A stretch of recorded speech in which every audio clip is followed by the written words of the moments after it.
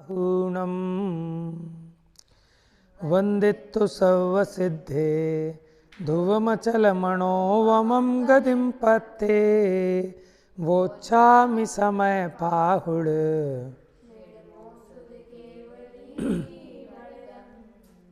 नमः समय साराय स्वानुभूत्या चकासते।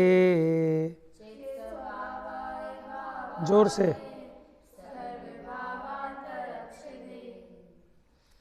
5 गाथाएं भूमिका की थी।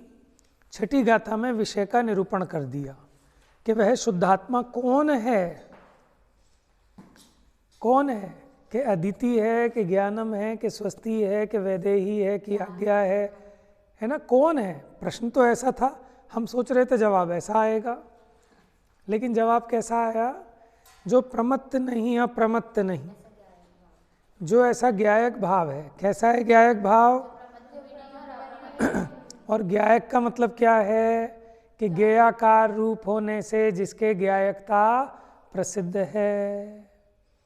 ठीक है, इसमें 3-4 पॉइंट ध्यान रखना आप। प्रमत्त अप्रमत्त नहीं है, उसका बताओ खुलासा, उसका आशय स्पष्ट करो। प्रमत्त अप्रमत्त नहीं है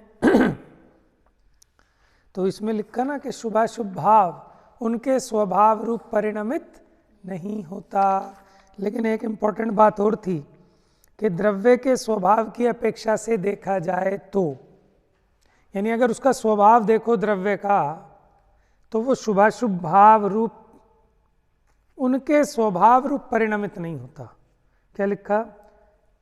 जो पुण्य पाप को उत्पन्न करने वाले समस्त अनेक रूप शुभाशुभ भाव उनके स्वभाव रूप परिणमित नहीं होता।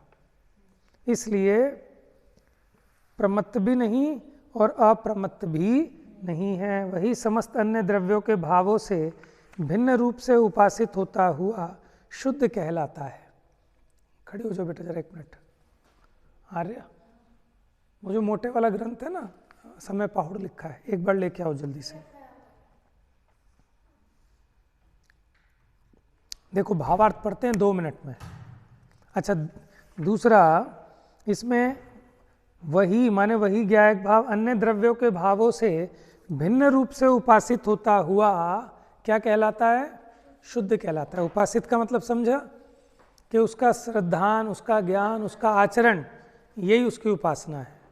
माने है तो परद्रव्यों से भिन्न, लेकिन जब तक आप उसको परद्रव्यों से भिन्न नहीं मानोगे तो दुख कैसे मिटेगा, शुद्धता कैसे आएगी? फिर जो ज्ञात वो तो वही है। इसका अर्थ क्या बताया था कि जानने वाला भी स्वयं और जानने में आने वाला भी स्वयं, माने स्वयं ही ज्ञायक और स्वयं ही ज्ञेय। तो कर्ता कर्म का अनन्यत्वपना है। अनन्य मैंने क्या होता है? अनन्य मैंने एक पना, ठीक है, अलग अलग नहीं है। तो इसलिए जो ज्ञात वो तो माने जो जानने वाला है ना, वो स्वयं ही मैं हूँ। ठीक है, चलो वैदिक भावार्थ पढ़ो बेटा जल्दी जल्दी फटाफट। आई जल्दी आइए। उंगली रखिए सब फटाफट। पहला पॉइंट, अशुद्धता पर द्रव्य के संयोग से आती है, क्योंकि अशुद्धता स्वभाव नहीं है। आप इधर कंसंट्रेट करें। अशुद्धता पर द्रव्य के संयोग से आती है। क्यों? अपना स्वभाव नहीं है, औपाधिक भाव है। आगे पढ़िए जल्दी से। उसमें मूल द्रव्य तो अन्य द्रव्य रूप। वाह, जो मूल द्रव्य है वो अन्य द्रव्य रूप नहीं होता।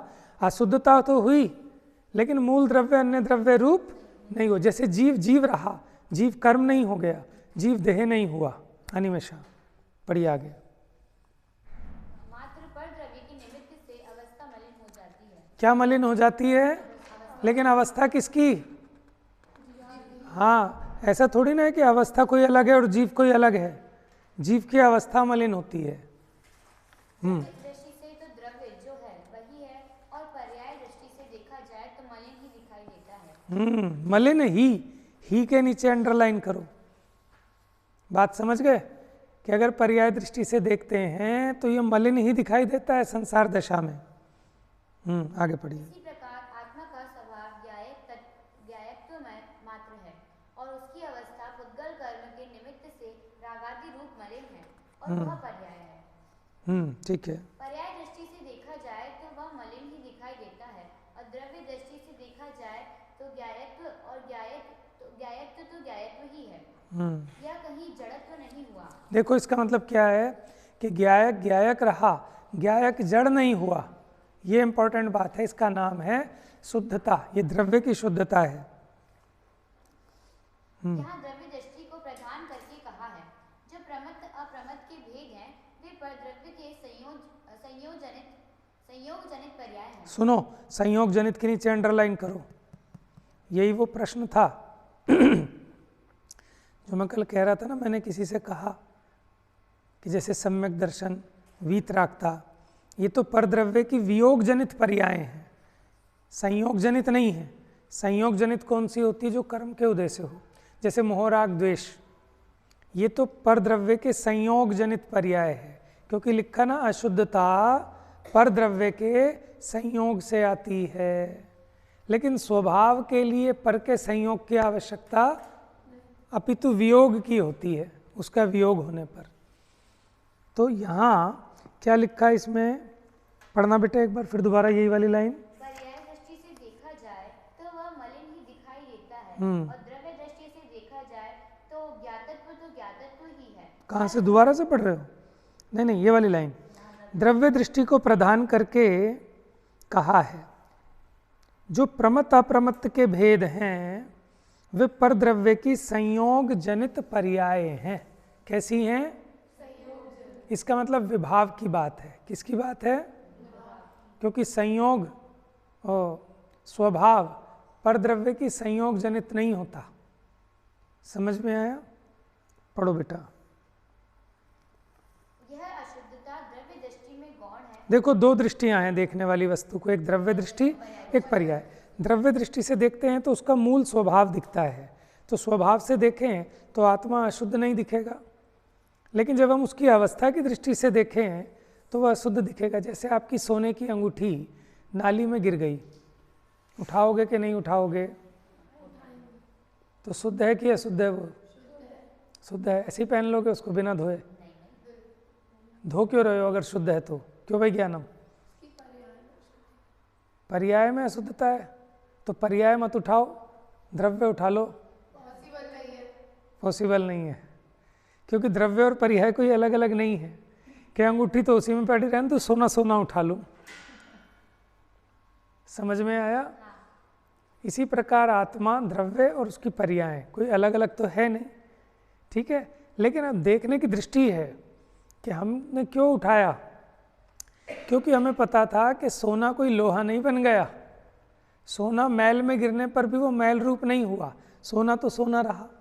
तो हमें जब ये पता था तो हमने उसकी पर्याय को भी शुद्ध कर लिया, उठाया, पहले पानी से धो लिया, फिर अग्नि में पका लिया, हो गया शुद्ध। बात समझ में आई? इसलिए द्रव्य को देखने की दो दृष्टियां हैं, एक द्रव्य दृष्टि और एक पर्याय दृष्टि। पर्याय दृष्टि से देखेंगे तो उसका वर्तमान मलिनता दिखेगी, द्रव्य दृष्टि से देखेंगे तो उसका मूल स्वभाव दिखेगा। तो स्वभाव की अपेक्षा कहा कि प्रमत्त अप्रमत्त के भेद आत्मा में नहीं है। पढ़िए जरा। यह अशुद्धता द्रव्य दृष्टि में गौण है, व्यवहार है, अभूतार्थ। अशुद्धता तो है, लेकिन द्रव्य दृष्टि में ये गौण है, अभूतार्थ है, असत्यार्थ है, माने प्रयोजन भूत नहीं है। पढ़िए आगे। उपचार है, द्रव्य दृष्टि शुद्ध है, अभेद है, निश्चय है, भूतार्थ है, सत्यार्थ है और परमार्थ है। इसलिए आत्मा ज्ञायक ही है, उसमें भेद नहीं है, इसलिए वह प्रमत्त अप्रमत्त नहीं है। ज्ञायक नाम भी तो उसे ज्ञेय को जानने से दिया। Very good. ज्ञायक नाम क्यों दिया? क्योंकि वो ज्ञेय को जानता है। और प्रमत्त अप्रमत्त के भेद क्यों नहीं है? ये द्रव्य दृष्टि से नहीं है, पर्याय दृष्टि से तो हैं। क्योंकि ज्ञेय का प्रतिबिंब जब झलकता है तब ज्ञान में वैसा ही अनुभव होता है, तथापि उसे ज्ञेयकृत अशुद्धता नहीं है, क्योंकि जैसा ज्ञेय ज्ञान में प्रतिभासित हुआ वैसा ज्ञायक का ही अनुभव करने पर ज्ञायक ही है। हाँ, दोबारा से लाइन बड़ी जबरदस्त लाइन है। तथापि उसे ज्ञेयकृत अशुद्धता नहीं है, क्योंकि जैसा ज्ञेय ज्ञान में प्रतिभासित हुआ वैसा ज्ञायक का ही अनुभव करने पर ज्ञायक ही है। देखो ज्ञायक में ज्ञेय तो आते नहीं, ज्ञान में ज्ञान ही ज्ञान है, ज्ञेय संबंधी ज्ञान होता है, लेकिन ज्ञेय ज्ञान में प्रविष्ट नहीं होता, इसलिए ज्ञेय संबंधी मलिनता ज्ञान में नहीं आती। आप उसी समय अपने ज्ञायक स्वभाव का अनुभव करें तो ये तो ज्ञायक ही है, ठीक है, मीठे रस को जानने पर ज्ञायक कोई मीठा नहीं हुआ, ज्ञायक तो ज्ञान में ही रहा। खट्टे रस का भी जानने पर ज्ञायक खट्टे रूप नहीं हुआ, ज्ञायक ज्ञायक रहा। ठीक है, आगे पढ़िए। यह जो मैं जानने वाला हूँ सो मैं ही हूँ, अन्य कोई नहीं। देखो, ये जो मैं जानने वाला हूँ यही तो मैं हूँ, और कुछ थोड़े ही हूँ मैं कि जो मुझे ढूंढना है। हम जो आँख मीच के देखना चाहते हैं कि कोई प्रकाश में ज्योति दिखे, अरे वो नहीं, ये जो तू जान रहा है ना, ये जो जानने वाला जानने में आ रहा है, यही मैं हूँ। समझ में है? जो ज्ञात वो तो, ये उस पंक्ति का अर्थ है ना दो जो सो दूसो चेव। वैसे ये छठी गाथा को 5-6 दिन चाहिए ईमानदारी के, लेकिन 3 तो हमने भी ले ही लिए। अब तो आगे बढ़ेंगे, है ना, पढ़ लो फटाफट। ऐसा अपने को अपना अभेद रूप अनुभव हुआ, तब इस जानने रूप क्रिया का कर्ता स्वयं ही है, और जिसे जाना वह कर्म भी स्वयं ही है। ऐसा एक ज्ञायक तो मात्र स्वयं शुद्ध है, यह शुद्ध नय का विषय है। अन्य जो पर संयोग जनित भेद है, वे सब भेद रूप अशुद्ध द्रव्यार्थिक नय के विषय हैं। हाँ, अशुद्ध द्रव्यार्थिक नय के विषय हैं। और अशुद्ध द्रव्यार्थिक नय को हम यहाँ गौण करके अगर हैं शुद्ध द्रव्यार्थिक नय से देखें, देखो द्रव्यार्थिक नय के भी 2 भेद हैं। शुद्ध द्रव्यार्थिक नय, उससे देखोगे शुद्ध दिखेगा, अशुद्ध द्रव्यार्थिक नय से देखोगे अशुद्ध दिखेगा। तो अशुद्ध द्रव्यार्थिक नय शुद्ध द्रव्यार्थिक नय के सामने व्यवहार है, असत्यार्थ है। पढ़ो बेटा।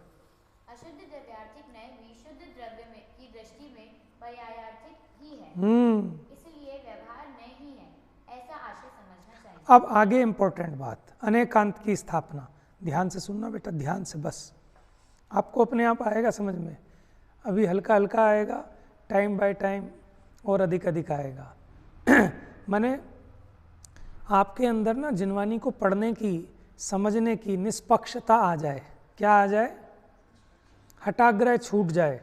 हम किसी व्यक्ति विशेष से प्रभावित ना हो, अपने किसी पुराने मंतव्यों से, अपनी किसी मिथ्या मान्यताओं से हम हट के कारण सच्चे अर्थ को ग्रहण नहीं कर पाते। तो हमें हमारी वो आदत सही हो जाए तो बस कल्याण हो जाए। ठीक है, जीव ने बस यही गांठ अटका रखी है, जिसके कारण ये सच्ची सही जिनवाणी को पढ़ते हुए भी मिथ्या अर्थ को ग्रहण करता है कसाय के कारण। समझ में आया? पढ़िए बेटा। यहाँ यह भी जानना चाहिए कि जिन मत का कथन स्याद्वाद, हाँ जी, जिनमत का कथन कैसा है? स्यादवाद रूप। हम जो बात कहते हैं वो किसी अपेक्षा से कहते हैं, सर्वथा एकांत नहीं है। इसलिए अशुद्ध नय को सर्वथा असत्यार्थ न माना जाए। हमने उसको असत्यार्थ तो कहा, लेकिन ऐसा नहीं कि वो सर्वथा ही असत्यार्थ हो, किसी प्रयोजन की वजह से हमने उसको असत्यार्थ कहा। पढ़िए आगे। क्योंकि स्याद्वाद प्रमाण से शुद्धता और अशुद्धता दोनों वस्तु के धर्म। क्या बात कर रहे हो? यहाँ कह रहे हैं शुद्धता भी आत्मा का धर्म है और अशुद्धता भी, क्योंकि अगर आत्मा में अशुद्ध रूप होने का धर्म नहीं होता तो अशुद्ध कभी नहीं हो सकता था। बात समझना, अगर आत्मा में अशुद्ध रूप होने का धर्म ना होता, अशुद्ध रूप होने की योग्यता ना होती, तो कोई भी कर्म का उदय आ जाए वो तो निमित्त है। अगर उपादान में योग्यता ना हो, निमित्त उपादान पे गोष्ठी हुई आपकी कभी? नहीं हुई? बहुत इंपॉर्टेंट विषय है। अगर उपादान में अपनी ताकत ना हो तो क्या कर्म का उदय निमित्त कुछ कर सकता है क्या उसमें? तो इसलिए वो योग्यता होनी चाहिए ना। तो आत्मा में अशुद्ध रूप परिणमने की भी योग्यता है, तभी तो कर्म का उदय आने पर आत्मा अशुद्ध रूप परिणमित होता है।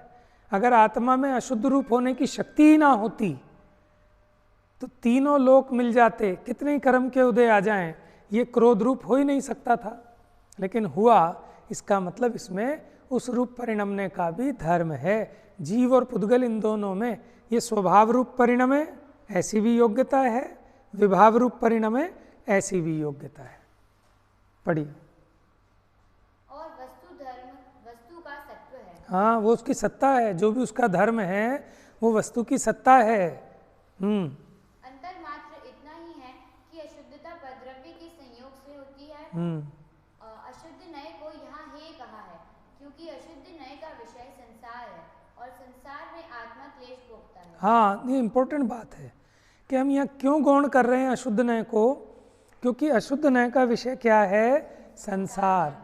और संसार माने मोह राग द्वेष, है ना, विकारी पर्याय। और संसार में आत्मा क्या भोगता है, संसार का मतलब इतना मात्र मत लेना, ये 5 परावर्तन रूप संसार।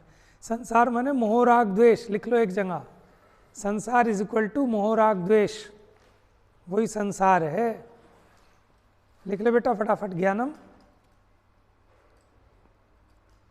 संसार इज इक्वल टू मोह राग द्वेष। ये छोटी छोटी बात लिख लिया कर, तू बहुत बड़ा विद्वान बन जाएगा ऐसी फ्री में। संसार इज इक्वल टू मोह राग द्वेष। ये कलर वलर के चक्कर में मत पड़ा करिए, काम लड़कियों के लिए बहुत है।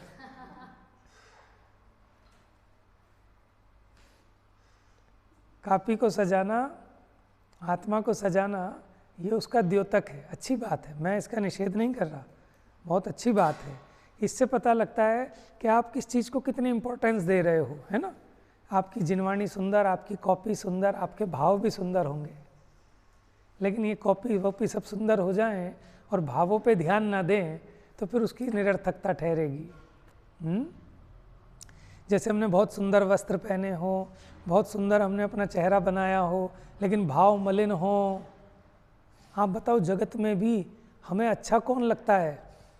चेहरे से सुंदर सिर्फ वो तो एक फर्स्ट इम्प्रेशन होता है, वो तो भावों से अच्छा लगता है कोई भी व्यक्ति, ठीक है ना। जैसे मानो कोई व्यक्ति ऐसा है कि जिसके कपड़े भी अच्छे नहीं हैं, शक्ल सूरत भी अच्छी नहीं है, लेकिन जिसके विचार व्यवहार है ना बहुत अच्छा है, तो वो सबको प्रिय लगता है।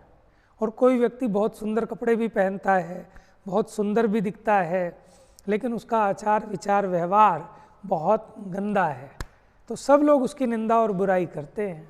तो यानी सच्चा सौंदर्य क्या है कि आपका परिणाम अगर अच्छा है तो आप अच्छे हैं। समझ में आया? जब स्वयं परद्रव्य से भिन्न होता है तब संसार छूटता है और क्लेश दूर होता है। अरे यहाँ क्या कह रहे हैं, और इसको बोल्ड लेटर में लिखा हुआ है। मेरे पास जो जिनवाणी है, इस लाइन को उन्होंने डार्क लेटर्स में लिखा हुआ है। क्या? अशुद्ध नय का विषय संसार है, और संसार में आत्मा क्या भोगता है? आनंद के क्लेश। जब स्वयं परद्रव्य से भिन्न होता है, अब ये बताओ, परद्रव्य से भिन्न हूं कि भिन्न होना है? हूं, तो यहाँ क्यों लिखा है कि परद्रव्य से भिन्न होता है कि होना है? देखो, है वो स्वभाव है, लेकिन अभी तो इसी में अपनापन मान रहा है ना, तो अपने श्रद्धा ज्ञान में तो एकम एक हो रहा है। समझ रहे हैं आप? अपनी मान्यता में ज्ञानम, तुम इस शरीर से भिन्न हो कि शरीर रूप हो? वेरी गुड, भिन्न भी हूँ और अभिन्न भी हूँ। भिन्न कैसे हूँ कि स्वभाव तो ऐसा है वस्तु का कि आत्मा न्यारा है और शरीर, लेकिन अभी एक क्षेत्रावगाही संबंध हो रहा है दोनों का। और दूसरी इंपॉर्टेंट बात कि मैं अपने ज्ञान में, अपने श्रद्धान में क्या मान रहा हूँ, इसको भिन्न मानता हूँ कि एकम एक मानता हूँ? भिन्न मानेंगे तो सम्यक दृष्टि हो जाएगा। तो मान लो, फिर मानने में क्या दिक्कत है? क्यों अनिमेषा? शरीर अपने से भिन्न है कि एकम एक है? भिन्न है, तो मान लो ना फिर इस बात को। जान तो रहे हैं, लेकिन अभी ढंग से जान भी नहीं रहे। जब हम ढंग से जान लेंगे, हमें इसका पक्का निर्णय हो जाएगा, तो मानना अपने आप हो जाएगा। मानने के लिए अलग से कोई पुरुषार्थ नहीं है। स्वस्ति क्या? हाँ, पुरुषार्थ जानने का कर लो बस, अगर जान जाओगे ढंग से, क्योंकि ज्ञान में ही निर्णय हो जाएगा पक्का एकदम। अरे मैं शरीर नहीं हूँ, मैं तो जानने देखने वाला सहज साक्षात अनुभव में आता हूँ, ठीक है। तो जब ये जानने देखने वाला ही मैं हूँ, ये शरीर मैं ही नहीं हूँ, तो मानने के लिए आपको कुछ अलग से नहीं करना। जैसा हम जानते हैं ऑटोमेटिक वैसे ही मानना होता है। समझे? हाँ तो बोल दो जोर से। हाँ, मरे मरे मत बोलो, ठीक है। मैं तो उठाने के लिए कह रहा हूँ कि जागो चेतन प्राणी।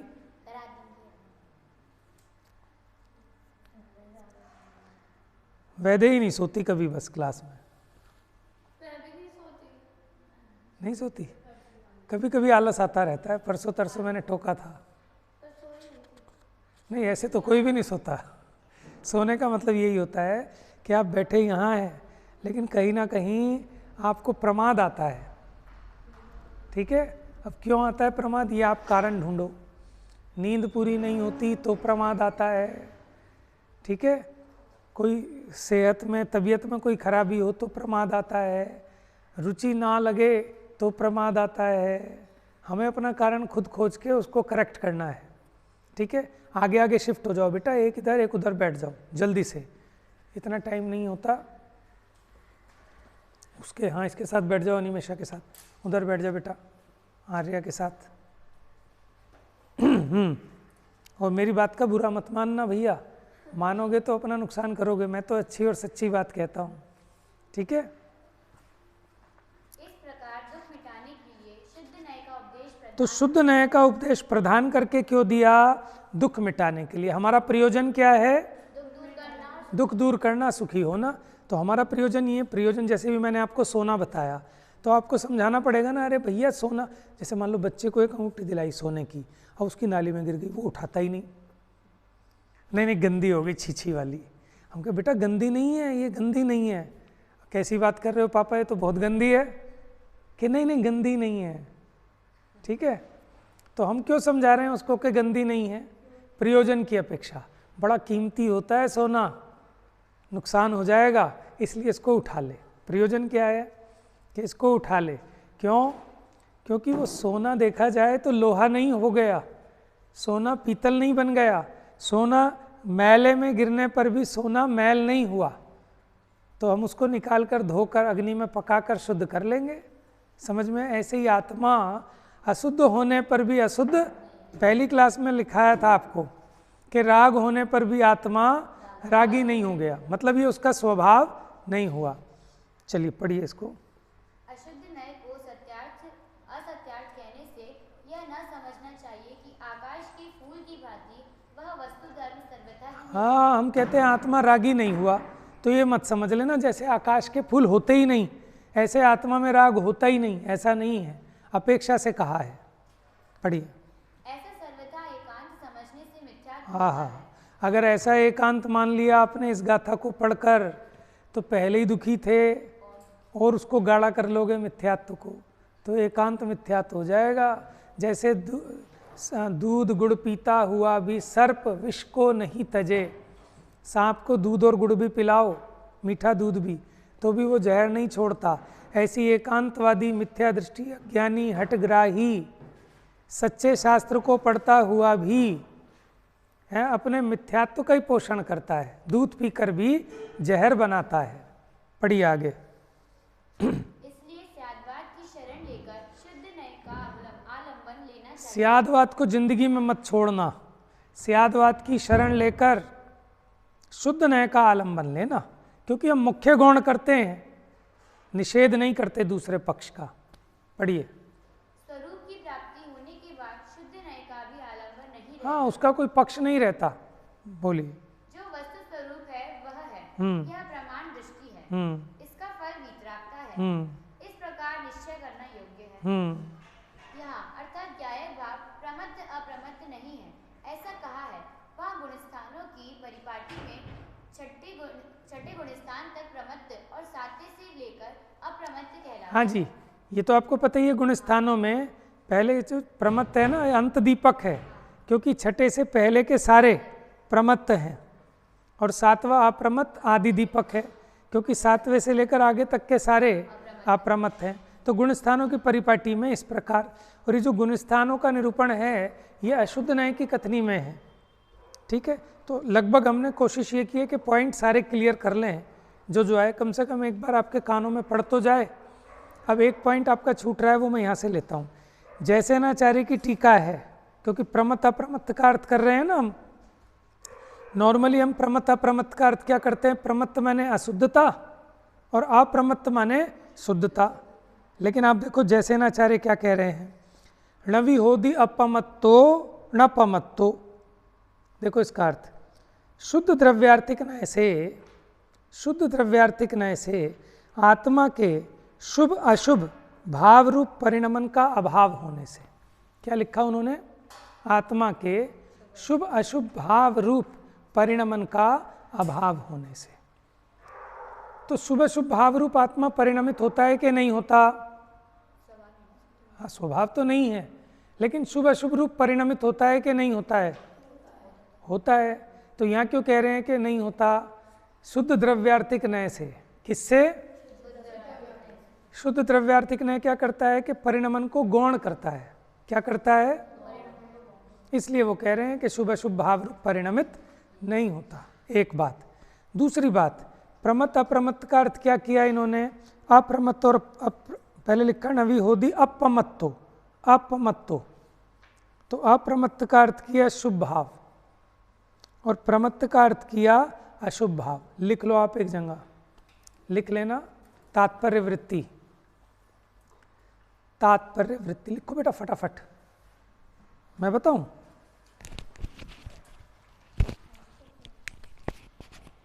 तात्पर्य वृत्ति के अनुसार डस्टर आया क्या?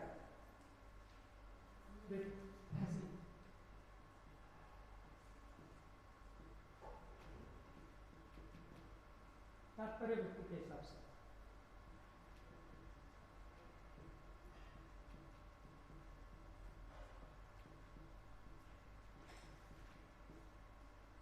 नवी होदी अपमत्तो न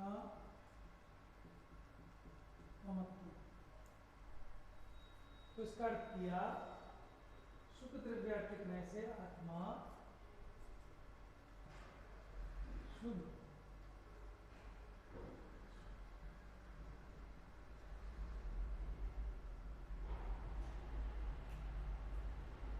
नहीं होता।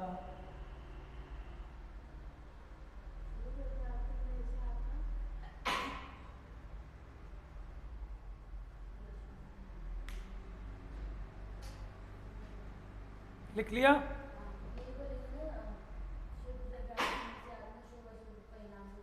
हाँ, वो शुद्ध द्रव्यार्थिक नय से आत्मा। लेकिन मुझे यहाँ आपको ये बताना है कि हम एकांत से ऐसा अर्थ ना कर बैठें कि अप्रमत्त तो शुद्धोपयोगी होते हैं मुनिराज, सातवें गुण स्थान से होते हैं, इसलिए जो शुद्ध भाव है वो भी मैं नहीं, और प्रमत्त माने छठे गुण स्थान तक होते हैं यानी शुभ भाव, वो भी मैं नहीं, शुभ अशुभ भाव। तो इसका अर्थ ऐसे भी देखो, ऐसा है टीका करने के लिए सब स्वतंत्र हैं, कोई जितनी मर्जी टीका करे, अपनी बुद्धि के हिसाब से जितना मर्जी लिखे, लेकिन वो उसको अपना नाम देकर लिखे कि मेरे अनुसार इसका एक अर्थ ऐसा भी हो सकता है। लेकिन ऐसा नहीं कहना चाहिए कि अमृतचंद्र आचार्य ये बात कह रहे हैं या जैसे आचार्य ये बात कह रहे हैं, क्योंकि उससे आगम परंपरा मलिन होती है, दूषित होती है। तो हमने अमृतचंद्राचार्य का भी देखा, उन्होंने भी लिखा शुभाशुभ भाव उनके स्वभाव रूप परिणमित नहीं होता। इन्होंने क्या लिखा कि शुभाशुभ भाव रूप परिणमित नहीं होता। तो पहले इन्होंने शुभ लिखा, बाद में अशुभ, क्योंकि गाथा में भी पहले अप्रमत्त है और फिर प्रमत्त। इससे जाहिर होता है, क्या जाहिर होता है कि अप्रमत्त कहकर शुभ कह रहे हैं और प्रमत्त कहकर अशुभ। सामान्य रूप से भी देखें, अरे ये तो बड़ा प्रमादी है, तो प्रमाद अशुभ भाव में आता है, अरे बड़ा अलर्ट है, बिल्कुल भी प्रमाद नहीं करता, तो वो उसके शुभ भाव में आता है सामान्य से। ठीक है, प्रयोजन को ग्रहण करना कि आत्मा के ज्ञायक भाव को बताने का यहाँ प्रयोजन है। बाकी स्यादवाद शैली को अपनाकर आप जितने भी अर्थ करें वो सब स्वीकार है, लेकिन अगर आप सर्वथा एकांत करेंगे तो एक भी अर्थ स्वीकार नहीं है। ये गाथा संपन्न हुई। अब बस अगली गाथा बहुत आसान है, छोटी सी है। यहाँ क्या बताया, आत्मा को ज्ञायक भाव की मुख्यता से, आत्मा को ज्ञायक भाव की मुख्यता से जो प्रमाद अप्रमाद था, शुभाशुभ भाव था, वो मेरा स्वभाव नहीं है, ये बताया। कर्म के उदय से होने वाले जो भाव हैं वो मेरे स्वभाव नहीं है, ये बताया छठी गाथा में। अब सातवीं गाथा में ये तो समझ में आ गया, लेकिन अब क्या कहता है कि मैं दर्शन हूँ, मैं ज्ञान हूँ, मैं चारित्र हूँ। आत्मा में ऐसे भेद तो है नहीं, लेकिन ये अखंड आत्मा को भेद रूप ग्रहण करता है। कैसा ग्रहण करता है? जबकि आत्मा तो अखंड है। अब ये क्या मानता है कि मेरे में ज्ञान है, मेरे में दर्शन है, मेरे में चारित्र है, इन्हीं विकल्पों में उलझा रहता है, ऐसे विकल्प भेद करता रहता है, तो इसको अभेद आत्मा की अनुभूति नहीं हो पाती। अब आचार्य देव कहते हैं कि भैया इन विकल्पों को छोड़, जैसे हमने आपको खीर बना के परोसी आप देखो, अरे अंकल इसमें तो इलायची भी दिख रही है, इसमें तो बादाम भी है, ये तो सफ़ेद भी है, ये तो मीठी भी है, इसमें तो चावल भी हैं, तो खाने का मज़ा ले पाओगे क्या अगर इन्हीं विकल्पों में होगा? अब छोड़ दो। अब कोई पूछे आपसे कि बेटा कैसी बनी है खीर, आप बस खाने में मस्त रहोगे, मत पूछो। मम्मी पूछती होगी बेटा आज सब्जी कैसी बनी, जब आपको मज़ा आएगा तो आप बोलोगे नहीं, डिस्टर्ब मत करो, खाने दो, मज़ा लेने दो। समझ में आया? ऐसे ही जब तक वो विकल्प करता रहेगा, नमक तो बहुत बढ़िया डला है इसमें, नमक तो कम है, नमक तो ज़्यादा है, आज की सब्ज़ी तो बहुत टेस्टी बनी है, अब यही सोचता रहेगा तो खाने का स्वाद ले पाएगा कि नहीं? समझ में आया? अब इसने ये तो समझ लिया कि आत्मा परद्रव्य से भिन्न है, परद्रव्य के निमित्त से अपने में होने वाले जो विकारी भाव उनसे भी किसी अपेक्षा भिन्न है। ठीक है, अब कैसा हूँ? मैं शुद्ध हूँ, मैं बुद्ध हूँ, मैं ज्ञायक हूँ, मैं दर्शन वाला हूँ, है ना, मैं सुख वाला हूँ, मैं ऐसा हूँ, मैं वैसा हूँ। अब ये विकल्प ही करता रहे और इन विकल्पों को छोड़कर एक अभेद आत्मा की अनुभूति ना करे तो भी प्रयोजन सफल होने वाला नहीं है। तो इस दृष्टि से सातवीं गाथा में देखो, व्यवहार ने दो प्रकार का मोटे रूप से, एक सद्भूत और एक असद्भूत। ठीक है, असद्भूत क्या है कि जो आत्मा में ऐसे स्वभाव नहीं है लेकिन उसको फिर भी आत्मा का कहना, वो असद्भूत है। और सद्भूत क्या कहता है कि जो है तो आत्मा का ही स्वभाव है लेकिन उसमें भेद करे। ठीक है, वो सद्भूत। अभी ज़्यादा मैं उसको नहीं बताऊंगा क्योंकि मुझे नहीं लगता कि अभी आपने नए चक्र पढ़ा होगा। वेरी गुड, बहुत बढ़िया। तो फिर अब समझ लेना उसमें भी। अब यहाँ क्या किया कि वो जो भेदों को पकड़ता था, ऐसा अनुपचरित सद्भूत व्यवहार में आत्मा के स्वभाववान का भेद करता था, गुण गुणी का भेद करता था। जैसे आत्मा का ज्ञान, आत्मा का, किसने पढ़ाया आपको या नए चक्र? अच्छा, बहुत बढ़िया, बहुत बढ़िया। ठीक है, तो ये जो है सद्भूत व्यवहार नय का इसमें निषेध करेंगे, क्योंकि निश्चय नय का क्या स्वरूप है कि निश्चय नय व्यवहार का निषेधक है और जबकि व्यवहार नय निश्चय नय का प्रतिपादक है। अभी मैं उस लाइन पे नहीं लेके जा रहा आपको। तो इन दोनों गाथाओं में व्यवहार ने जो निरूपण करता है उसका निषेध किया है निश्चय नय ने। ठीक है, तो ये सातवीं गाथा कहते हैं, पढ़ेंगे गाथा। व्यवहारेणु वदिस्सदी, व्यवहार नय से वदिस्सदी माने कहा गया है। व्यवहार नय कहता है, क्या कहता है? नाणिस्य चरित दंसणम नाणम, ज्ञानी के चरित्र दर्शन ज्ञान। ठीक है, नाणिस्य माने ज्ञानी, ज्ञानम, नाणिस्य माने ज्ञानी, चरित्र माने चारित्र, दंसन माने दर्शन और नाणम माने ज्ञानम। तेरा नाम आ गया भाई, संस्कृत में भी लिखा है, देखो नीचे ज्ञानम। ज्ञानम में माँ के नीचे हलंत लगता है। ठीक है, ऐसे देखो, दिख गया आपको गाथा के नीचे संस्कृत लिखी है। कहाँ पे? हाँ, तो दोनों तरह से लिखा जाता है ना।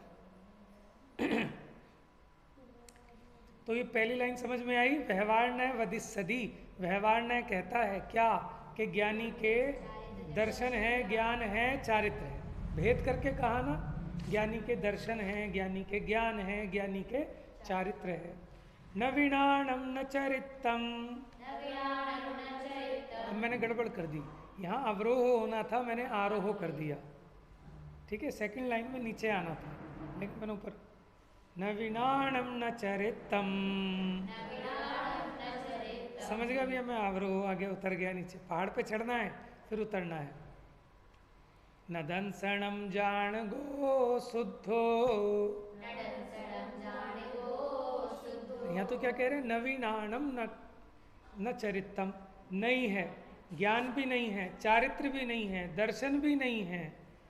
जान गो मैंने ज्ञायक शुद्ध है। ये कैसी अटपटी बात है कि वो कहते हैं व्यवहार ने कहता है ज्ञानी के ज्ञान है, दर्शन है और चारित्र है, लेकिन दूसरी लाइन में कहते हैं नहीं है। नवी क्या नहीं है कि ज्ञानी के ज्ञान नहीं है, दर्शन नहीं है, चारित्र नहीं है, ज्ञायक शुद्ध है। तो बात समझ में आई किसी को? यस। बताओ क्या समझ में आई? कि जो व्यवहार में ये कहा कि जो जीव है वो ज्ञान दर्शन और चारित्र वाला है, और जो निश्चय न्याय है उसने ये कहा कि जीव इन तीनों वाला नहीं, वो एक अकेला ज्ञायक भाव है। या फिर तो फिर ये तीनों नहीं है उसमें, दर्शन ज्ञान चारित्र, इसमें थोड़ी सी गड़बड़ है, बताओ। वो ज्ञान दर्शन चारित्र भेद वाला है। वेरी गुड भाई, क्लैपिंग बनती है, बहुत बढ़िया, बहुत बढ़िया। कोई बात नहीं, मन मन में बस जानी चाहिए, मतलब खुशी हुई ना, एकदम पॉइंट एकदम क्लियर हो गया, ये पूरी गाथा समझ में आ गई। फिर ये नहीं कह रहे कि आत्मा में ज्ञान दर्शन चारित्र नहीं है, ज्ञान दर्शन चारित्र तो है, लेकिन ऐसा भेद नहीं है कि ज्ञान अलग हो दर्शन। जैसे देखो, हम कहते हैं चाय वाला, चाय वाला जब हमने कहा, इसका मतलब चाय अलग और वाला अलग। ज्ञानम, जो सब्जी वाला है वो कौन है? सब्जियां हैं, तो वो जो सब्जी बेच रहा है वो है सब्जी वाला, यानी सब्जी अलग है और वाला अलग है। ऐसे हम कहें मैं ज्ञान वाला हूँ, तो यानी ज्ञान अलग है और वाला अलग हूँ। समझ में आया? दर्शन वाला, हाँ तो ठीक है, ठीक है।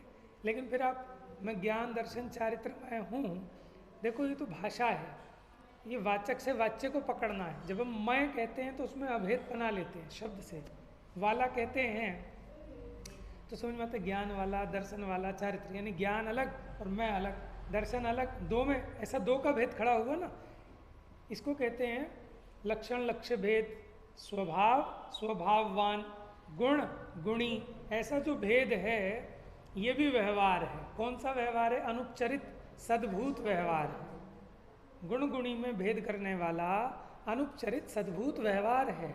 उस व्यवहार का निषेध किया दूसरी लाइन में।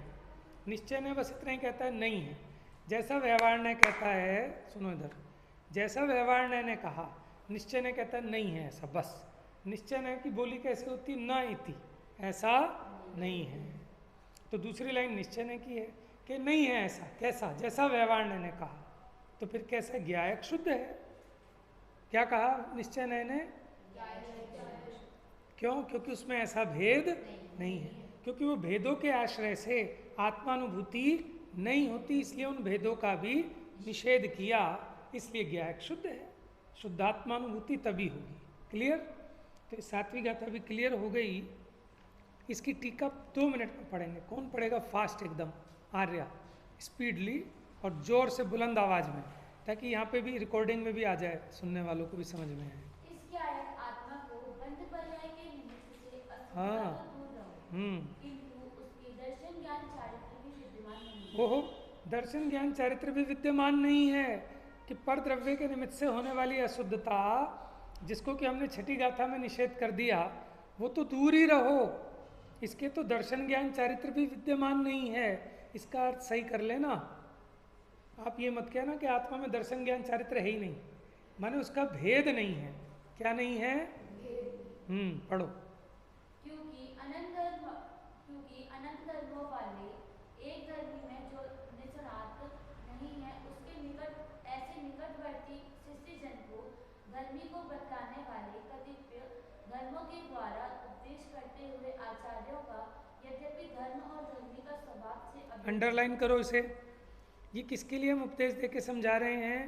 कि जो अभेद आत्मा को नहीं समझते, अनंत धर्मात्मक जो एक धर्मी है उसमें निष्णात माने निपुण नहीं है, ऐसे निकटवर्ती शिष्यों के कल्याण के लिए, कि इनको भी कैसे करके समझ में आ जाए, उनको भेद करके समझाते हैं श्री आचार्य।